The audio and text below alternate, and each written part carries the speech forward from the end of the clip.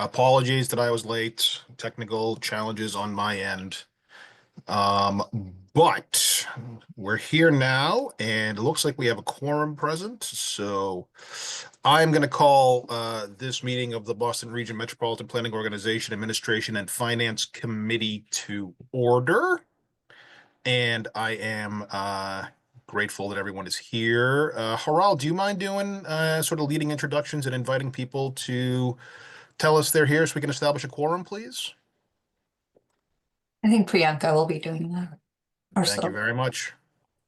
Sure.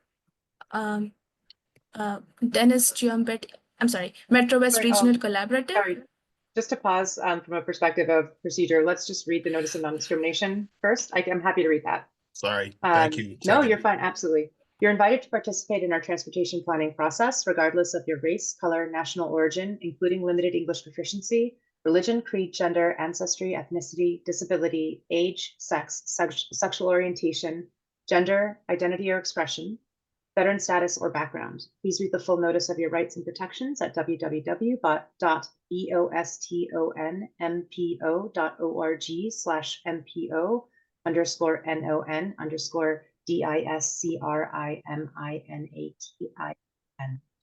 Please. This meeting is accessible to people with disabilities. Zoom products are compliant with exceptions with the following standards: Web Content Accessibility Guidelines 2.1, Level AA standards, and revised Section 508 standards. If you require any additional accommodations in order to participate fully in this meeting, or if you have any technical difficulties, please contact Priyanka Chapekar, who you see here, MPO staff at pchapekar@ctps.org, or 857-702-3661, or via the chat box. All participants will join the meeting with muted microphones. Please rename yourself to include your first name, last name, and affiliation. After roll call, board members may mute and unmute themselves. Always remain muted unless speaking. To participate in the discussion, please select the raise hand function. Find this by either clicking on the participants button at the bottom of the screen, and a window will pop up with the raise hand button at the bottom, or the reactions button in the toolbar. The chair will then call on participants. If you're on the phone, you can use *9 to raise your hand. That we can do the introductions and we'll call Priyanka. Thank you. Thank you. Metro West Regional Collaborative, City of Framingham. Dennis Giambetti, representing Metro West, and Mayor Charles Zisky. Metropolitan Area Planning Council. Good morning, Eric Barras with MAPC. Regional Transportation Advisory Council. Leonard Diggins Advisory Council here. City of Boston. Jen Rue representing Mayor Michelle Wu in the City of Boston. Thank you. MassDOT. Good morning, this is Chris Clem representing MassDOT. And that's the role, Mr. Chair. Well, thank you very much. I'm also here, Brian Kane, MBTA Advisory Board. And we'll move on to agenda item 2, which is public comments. Are there any members of the public who would like to comment before the A&F committee today? Please use the raise hand function, and I'll do my best to call on you in the order in which I see you. Okay, seeing none, we'll close the public comment period. Thank you. We'll move on to agenda item 3, which is approval of December 18, 2024 minutes. These having been provided before, is there a motion to approve the meeting minutes of December 18th, 2024? I'll make a motion to approve. Eric Thank you. Barras. Is there a second? I'll second Chris Clem. Thanks, Chris. Let's call the roll, please. Sorry, any discussion? The staff always does an amazing job with the minutes, so I'm sure there isn't any. Let's call the roll, please. Brian Kane. Yes. Dennis Giambetti. Yes. Eric Barassa. Yes. Len Diggins. Diggins, yes. Jen Rue. Jen Rue, yes. Chris Clem. Chris Clem, yes. And that motion carries. Thank you very much. We have a double-barreled meeting minutes discussion today. So agenda item 4 is approval of the October 8th, 2024 minutes. Would someone like to make a motion to approve these minutes, and then we can discuss them? Eric Barras, I'll make a motion to approve the October 8th meeting minutes. Thank you, Eric. Is there a second? Hey, Jen. Jen Rue, I will second that motion. Thanks, Jen. Any discussion on the minutes of October 8th? Seeing none. Priyanka, you're going to be busy today. Let's call the roll, please. Brian Kane, Yes. Dennis Giambetti, Yes. Eric Barassa, Eric Barassa, yes. Len Diggins, Diggins, yes. Jen Rowe, Jen Rue, yes. Chris Clem, Chris Clem, yes. and that motion carries, Mr. Chair. Thank you. Thank you very much. I love the pace. Agenda item 5, state fiscal year 25 operating budget update quarter 2. Harrell and Silva will present this item. Please take it away, ladies. Thank you, Brian. Thank you, Brian. Good morning, everyone. Next slide, please. Next slide, please. Today, Silva Ivazian will be providing an update on the status of the operating budget through the second quarter of the current state fiscal year. So far, both revenue and expenses have been trending as expected. More importantly, they're staying close to each other, which means that we're on track with a projected overhead rate of 120.3% and maintaining a balanced net position, which means neither a significant surplus nor a deficit. Over the next few weeks, as we close out the third quarter, we'll get a clearer picture of our year-end projections. That's when we will be able to identify needs for the agency and move expenses around as needed. Our goal is to close the fiscal year with an overhead rate of approximately 120.3%. At the same time, we're actively working on developing the budget for the upcoming fiscal year, which we plan to share with you in May.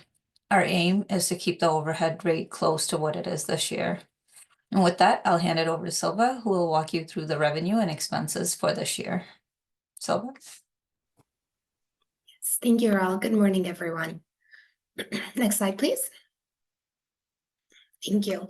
As mentioned, I'll be providing an update on the state fiscal year 2025 operating budget through the second quarter, which includes the months of October, November, and December. As we've reached the midpoint of the state fiscal year, we're pleased to report that we are in a strong financial position with our revenue and expenses in alignment with our projections. Let's take a look at this table here, which shows our financial standing by quarter. We ended quarter 1 with an overhead rate of 116.86%. And in quarter 2, you'll notice that our expenses exceeded our revenue by about $21,000. This variance was due to several significant expenses incurred, especially it being the start of the federal fiscal year. I will elaborate on the details of both revenue and expenses in the next few slides. Overall, total through quarter 2, we ended with a surplus of $8,000 and an overhead rate of 120.10%. As a reminder, as Harrell also mentioned, our target overhead rate for the state fiscal year 2025 is 120.30%.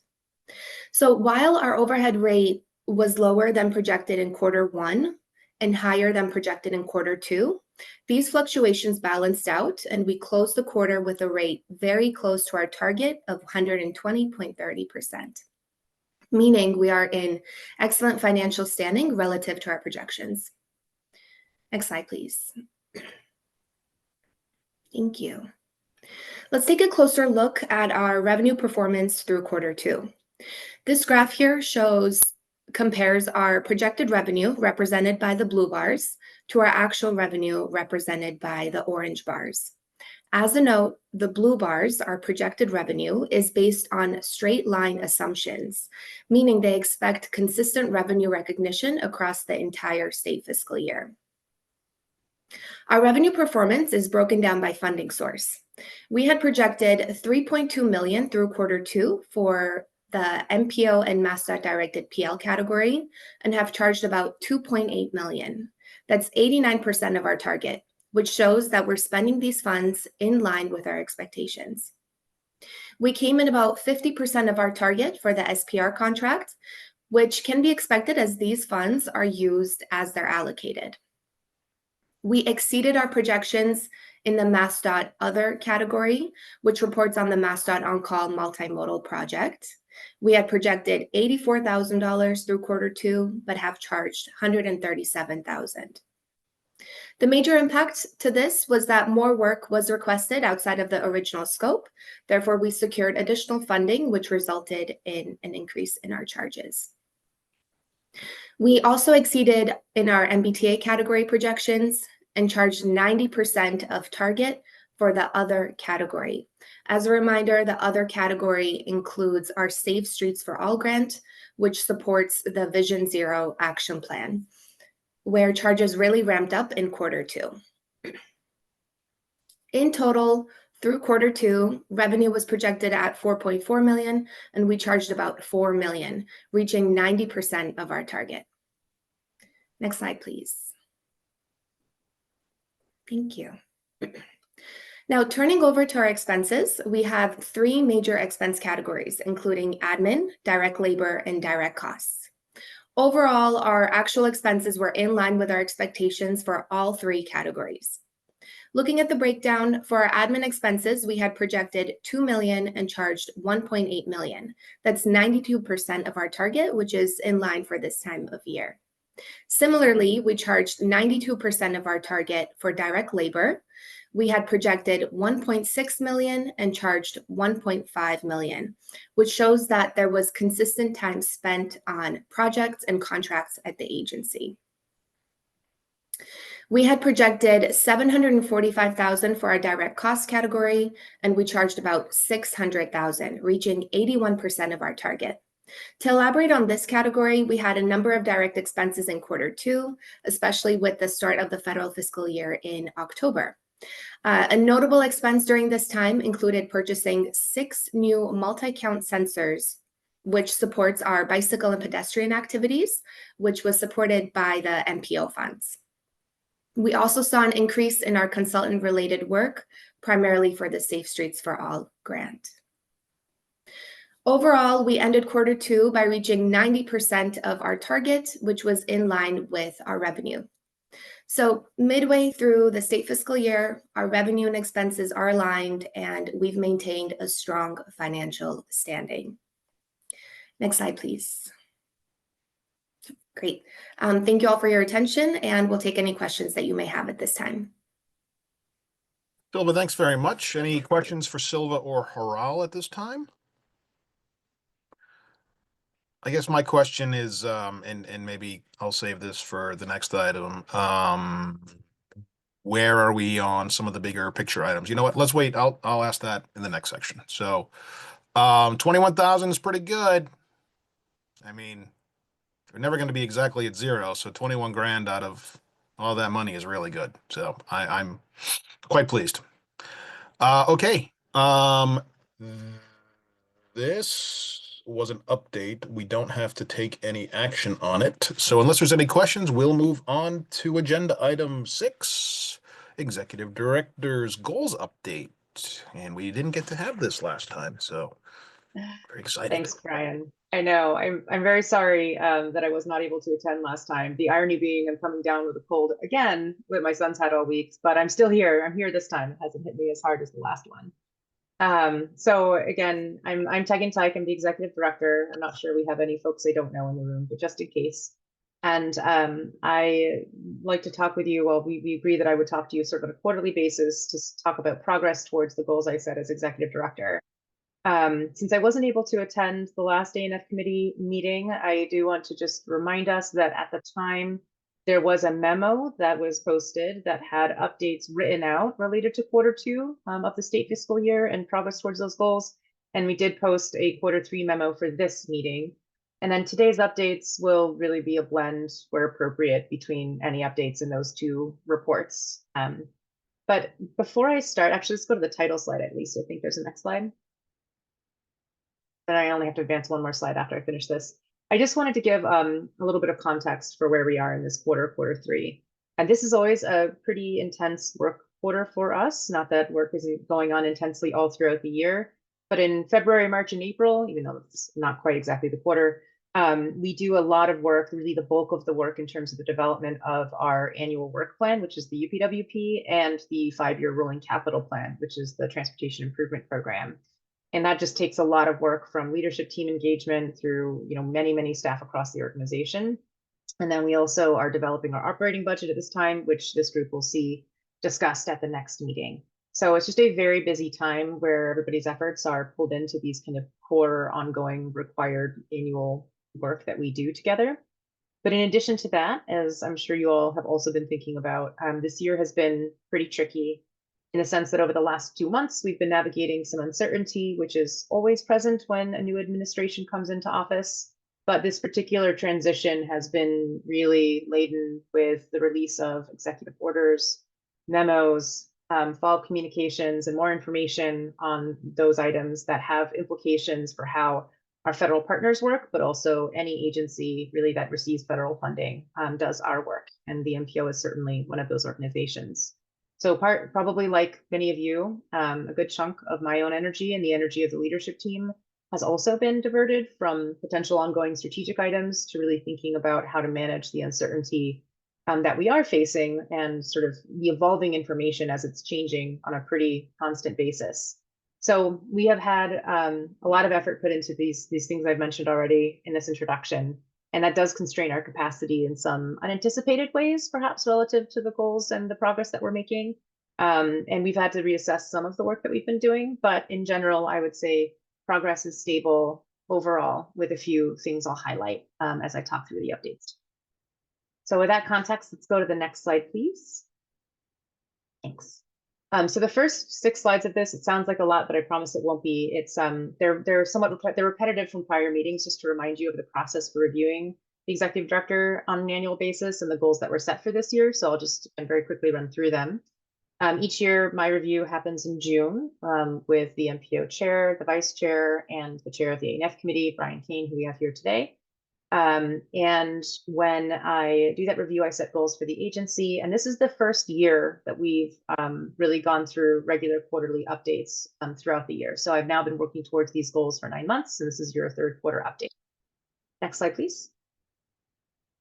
So I align how I think about my goals that I set in my review with the agency's 5-year plan, as well as the strategic plan goal areas specifically within that plan. So I'll highlight each one of these goal areas and the related goals that were set through my evaluation process in the next couple of slides. So first, within the goal area of identity and awareness, I've been working to expand the profile of the MPO, talking about our work in various forums and through different initiatives. And we also have been looking to advance an initiative to make our brand more effective.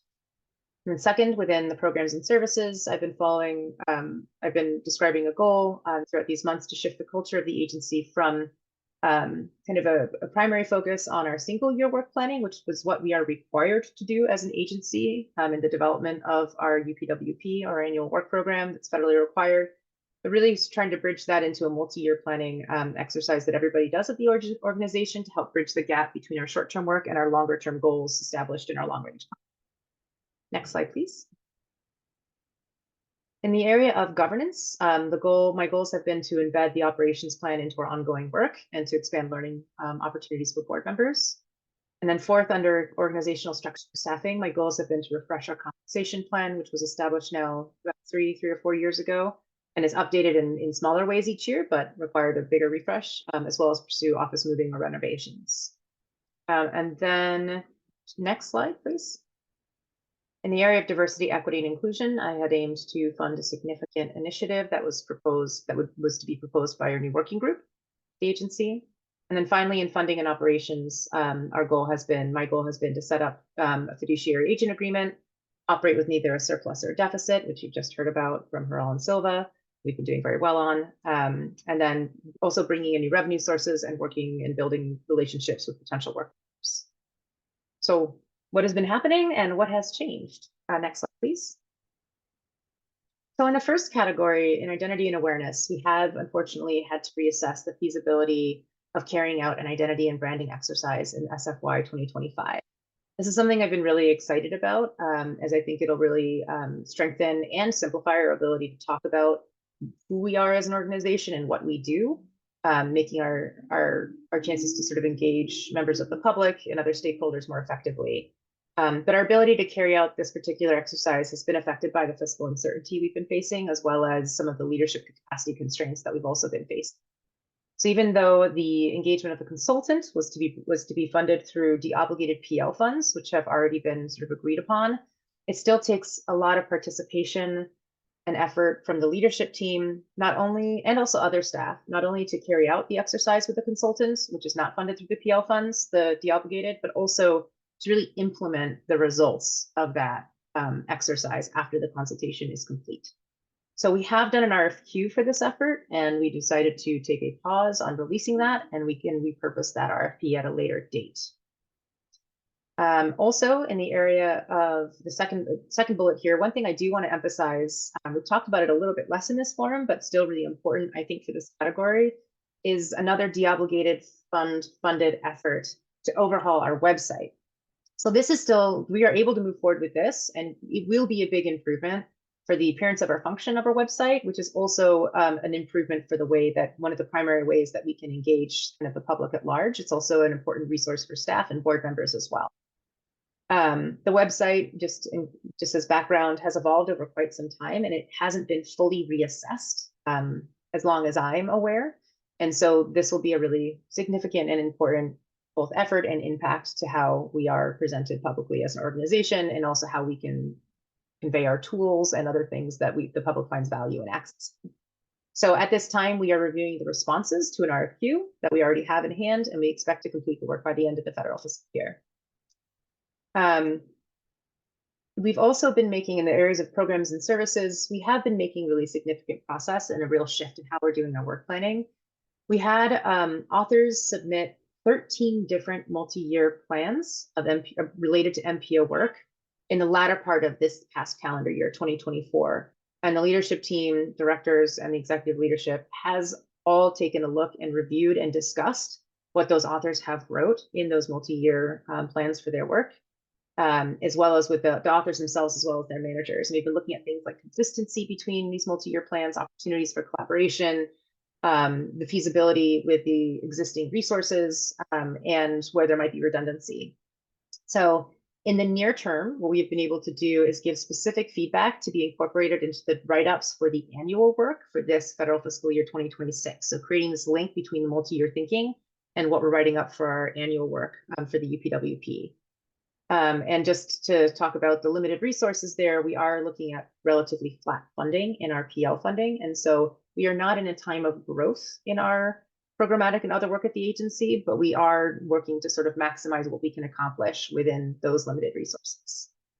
So in the interim, another thing to highlight is that we have begun developing an agency-wide action plan to sort of really frame out what the priorities are for the agency across all of the different work areas at the MPO. And that'll serve in the future as sort of overarching guidance as folks are thinking about their work on a multi-year basis. We'll continue the development of that plan in this year and next fiscal year. Next slide, please.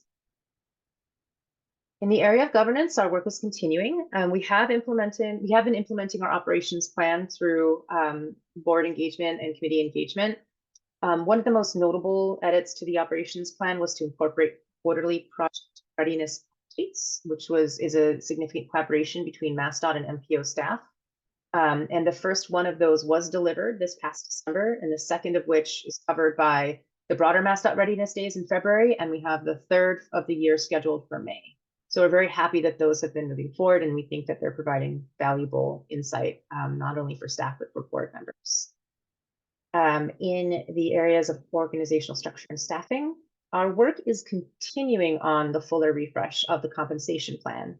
We received initial results, but based on some of the discussion with leadership team members, we are deciding to do a little bit more work to flesh that out further and come up with a new or an adjusted compensation structure for the coming state fiscal. And then in terms of the office lease RFQ that we were developing to determine whether we might want to change locations or stay in our existing location with a lease and renovate our offices, we are proceeding, but we are proceeding cautiously and a bit more slowly at the moment, given the introduction of fiscal uncertainty in the new administration.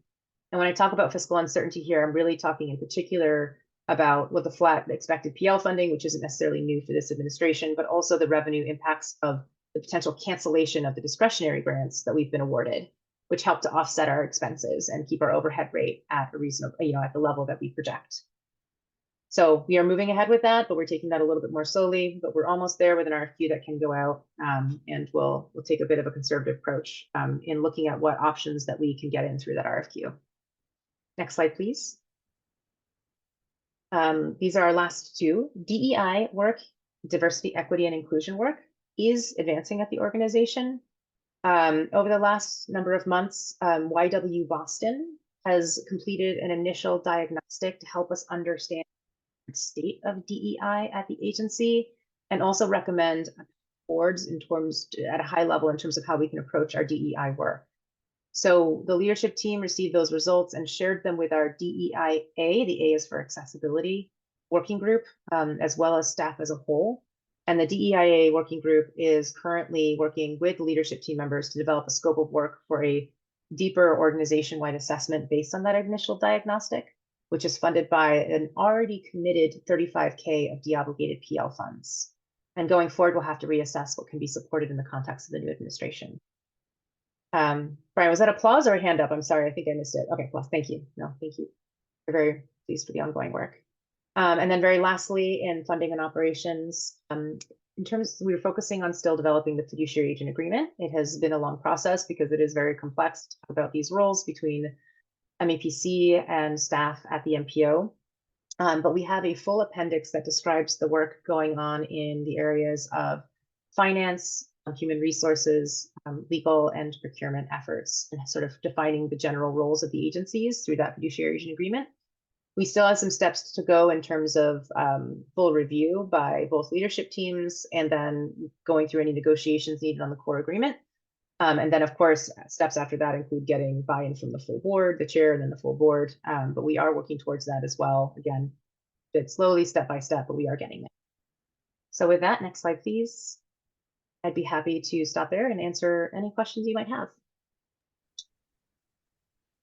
Tegan, thank you very much. I have a few comments, and then we'll open it up for questions, I guess. Just in general, so this is the first year we've been doing this, and it's always a work in progress. I'm just delighted to see the work progressing. In many ways, the implementation is the work itself. I don't know where that thumbs up just came from. I didn't give myself a thumbs up. It just appeared out of nowhere. That was weird. The doing this in and of itself is sort of part of the success of it. And so I just want to applaud you for sticking with it. These things are never easy. They're awkward. They're weird. And the first year, it's never really kind of right. But I just think that going through it is really important. And I just, again, applaud you and Gina and everybody for pushing it forward and aligning it as best as you're doing with the goals of the organization and all of the kind of other documents and other plans that are put forward. It's really hard to get that alignment, but once that alignment kind of happens is when, in my experience, things sort of get a turbo boost or a turbocharge, and that's when organizations really start to kind of take off. And I think we're getting there, and I'm really pleased with the amount of effort that's going on. A couple of sort of ideas, questions, comments, concerns, whatever. One thing that I would suggest for next year when we go through this goal setting process again is some scope to reflect on the process itself. Not just the goal setting process, but sort of the overall process of the organization. How effective are we at making predictions? How effective are we at our plans being implemented in a reasonable timeline? Stuff like that. So kind of just maybe a gut check a little bit. I guess in terms of the lease, I really support you moving forward with that process, and with the with the fiduciary agreement. Again, it's really important to just get this stuff all down on paper, and going through that process in and of itself is really positive. And you saw my applause on the DEIA piece. That was on purpose.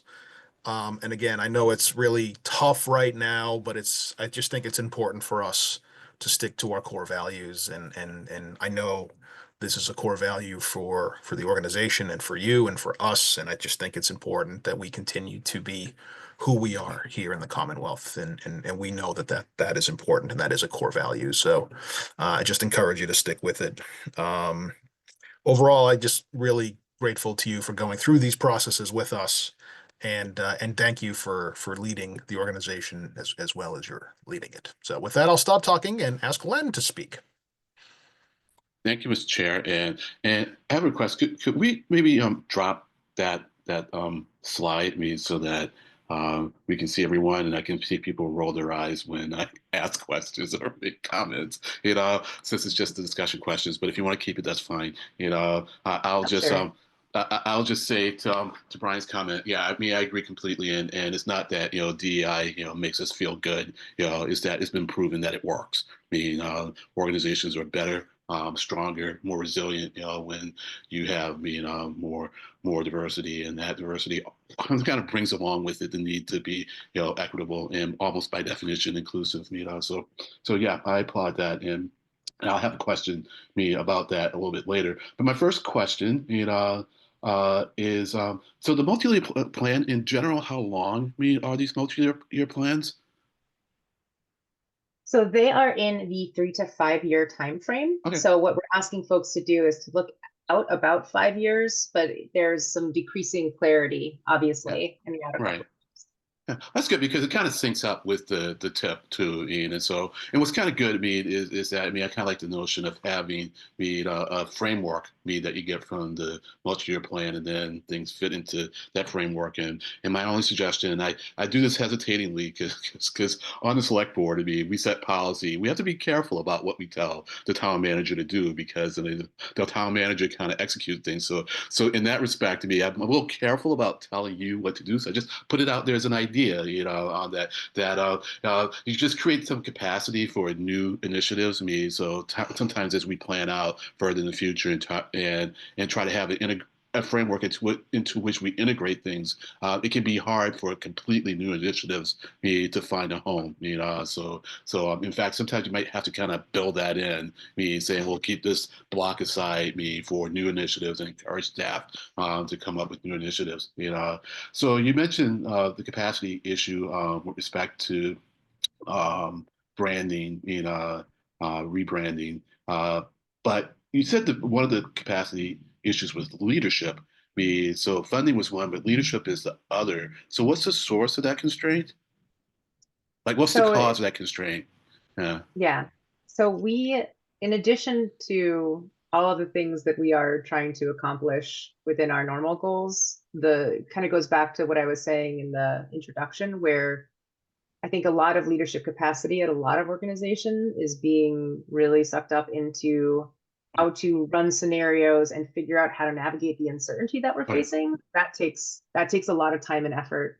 And also, we had been looking to expand our leadership capacity in this space of thinking about how to strategically communicate and work in the public affairs space as well at the agency.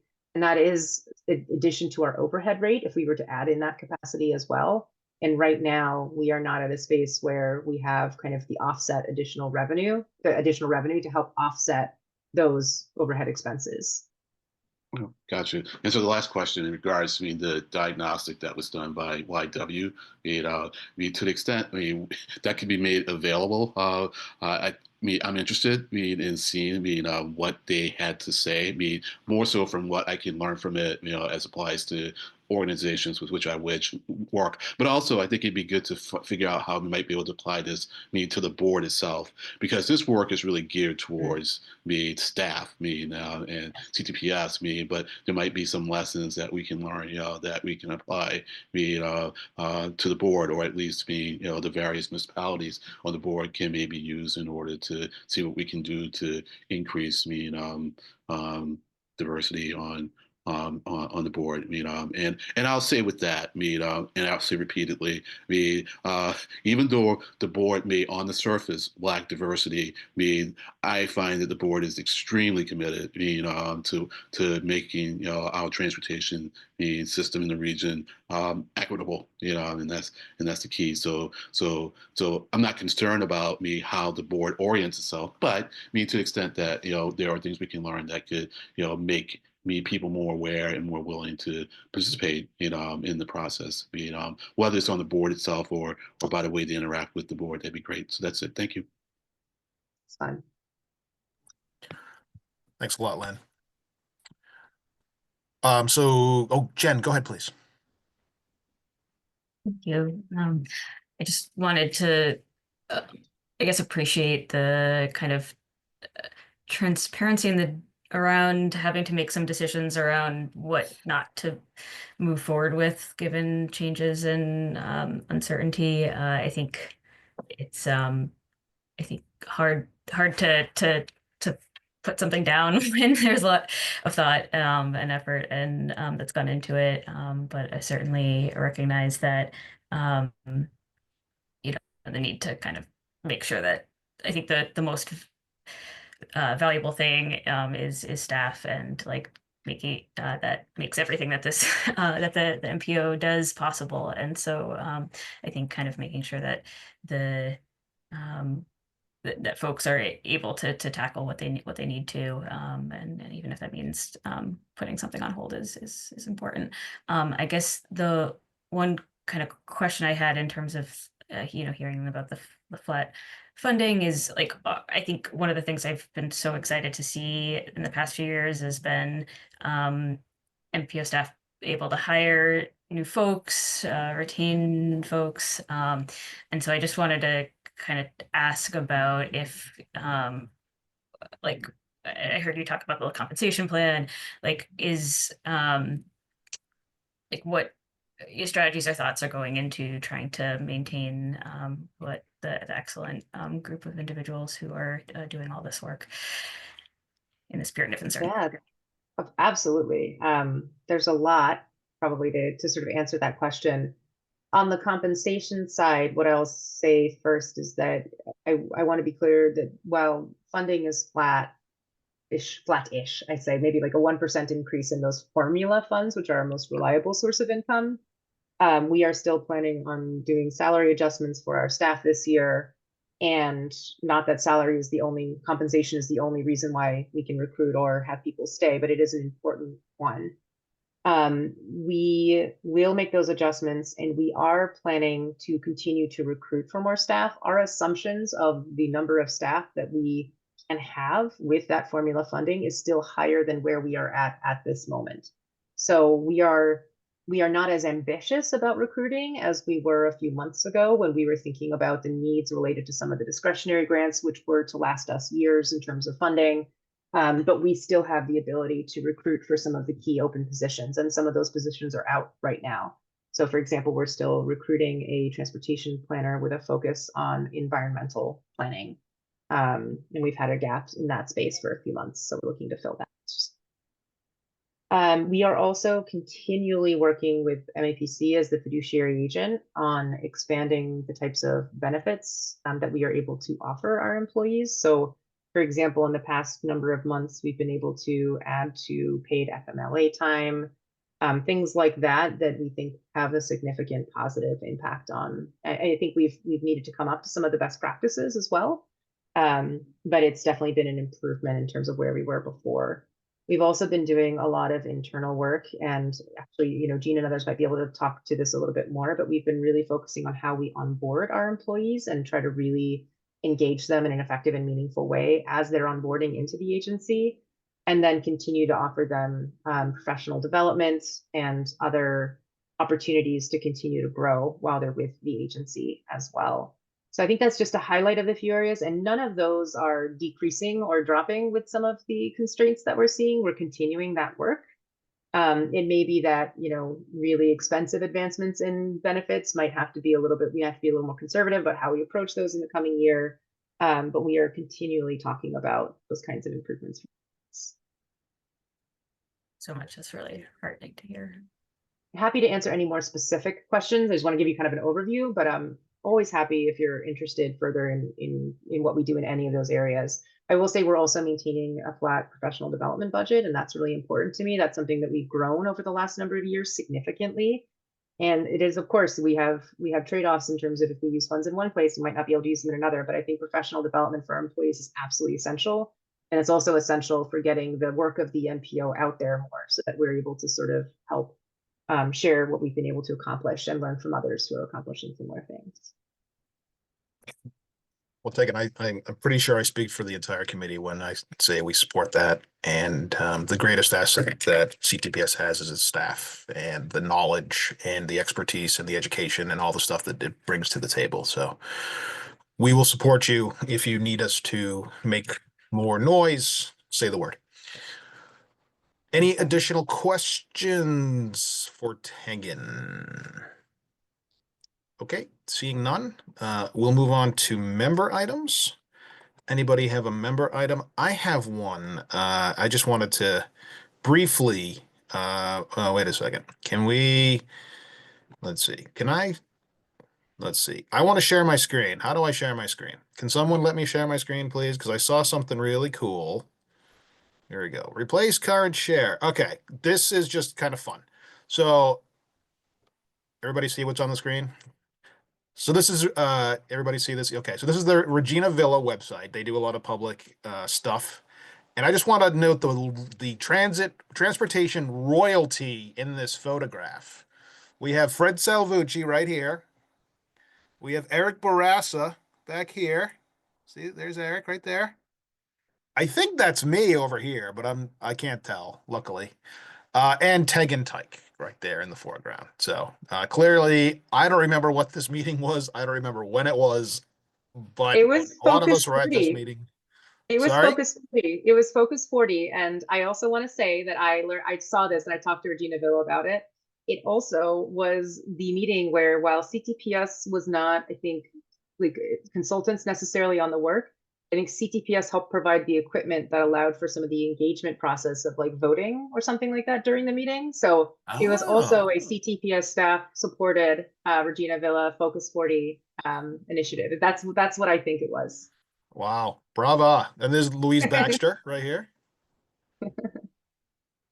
Royalty, I'm telling you. Len, I'm sure you're here somewhere. Maybe you were up the front giving a poem or something. Anyway.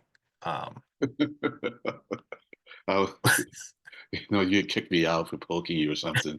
You're the poet laureate. You're Was like, that like, get out of here. You don't belong. was that like 2018, Tegan? Good Lord. We're all getting old. Anyway, that's my member item. Anyone have any member items? No. Okay. Can't beat that. Sorry, sir. So couldn't beat that, even if I did. So I thought you were going to tell us something about South Coast Rail opening, but. I was at the event on Monday. It was great.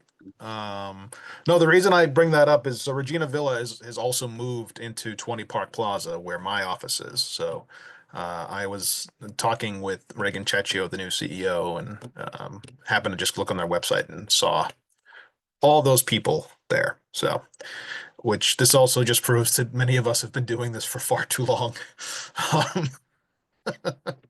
And I only include myself in that. Okay, unless there's any other business, is there a motion to adjourn? Moves. Is there a second? Jen. Thank you, Jen. Okay, without objection, we are adjourned. Thanks, everyone. Have a great rest of your day, and I'll see you all soon.